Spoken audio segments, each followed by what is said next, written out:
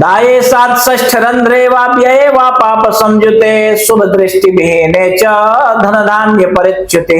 तो मित्रों, महर्षि पाराशर बृहद पाराशर होरा शास्त्रम के 56वें अध्याय के 25वें श्लोक में कहते हैं कि यदि आपकी जन्म कुंडली के अनुसार गुरु की महादशा में बुध की अंतर्दशा चल रही हो और ऐसा बुध दशानाथ से दाये सात षष्ठ रंध्रेवा है ना, तो दशानाथ से छठे या 8वें घर में बैठा हुआ हो या 12वें घर में भी बैठा हुआ हो, पाप ग्रहों के साथ में युक्त हो या फिर किसी शुभ ग्रहों की दृष्टि उसके ऊपर न हो, तो ऐसा जातक धन धान्य के सुख से वंचित ही रहता है अपने जीवन में। और 26वें श्लोक में कहते हैं कि विदेश गमनम चैव मार्गे चौर भयम तथा व्रणदाहा क्षीरोगश्च नाना देश परिभ्रम।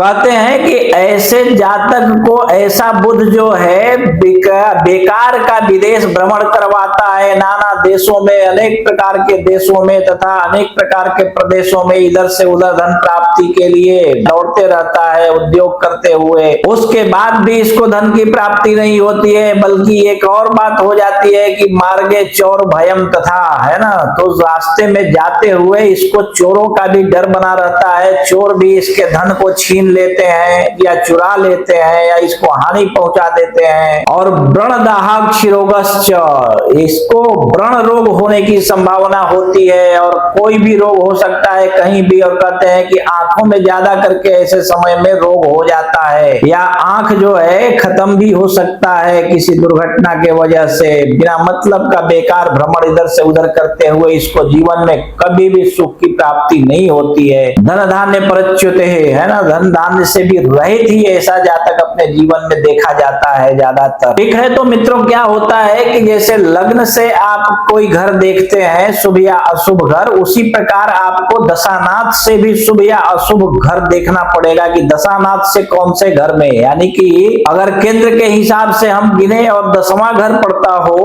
और दशानाथ जहां बैठा हो वहां से वो तीसरा घर पड़ता हो, तो निश्चित रूप से वो हानिकारक हो जाएगा। तो मित्रों, इस प्रकार ग्रहों की पहले तो स्थिति को आप अच्छे तरीके से समझ लीजिए, क्योंकि मुझे लगता है कि मैंने आज सॉफ्टवेयर के युग में, क्योंकि ज्योतिष का जो सॉफ्टवेयर आता है, अगर आप पक्का लाइसेंसी बढ़िया सॉफ्टवेयर अगर लेंगे तो आपको निश्चित रूप से कैलकुलेशन अच्छा मिलेगा। और कैलकुलेशन से ही मतलब है ज्योतिष में, तो क्योंकि आपके पास अगर फलादेश का ज्ञान है तो फिर आपको जो सॉफ्टवेयर में फलादेश लिखे रहते हैं उनसे कोई मतलब नहीं रह जाता है। और कोई इस प्रकार का एक सॉफ्टवेयर आपके पास हो जिसमें अच्छा कैलकुलेशन करके आ जाता हो, तो फिर आप कुंडली पर अपने स्वयं देख करके फलादेश कर सकते हैं। तो इसी प्रकार आप अपनी कुंडली देखिए और अपने बारे में स्वयं समझ लीजिए। और यदि इसके बाद भी आपको आपकी कुंडली समझ में न आवे तो आप अपनी कुंडली किसी कुशल श्रेष्ठ अनुभवी विद्वान ज्योतिषी को दिखाइए। और कोई श्रेष्ठ विद्वान यदि आपको आपके आजू बाजू में न मिले तो आप अपनी कुंडली हमें दिखा सकते हैं। आप देश विदेश कहीं भी रहते हो, व्हाट्सएप कीजिए, व्हाट्सएप पे अपॉइंटमेंट ले करके हम आपको टाइम और समय बतला देंगे कब आपको कॉल करना है। 1 से 2 दिन के अंदर हम आपसे बात कर लेंगे और आपकी कुंडली देख करके एक एक बात विस्तार पूर्वक समझा कर आपको फोन पर ही बतला देंगे। ठीक है।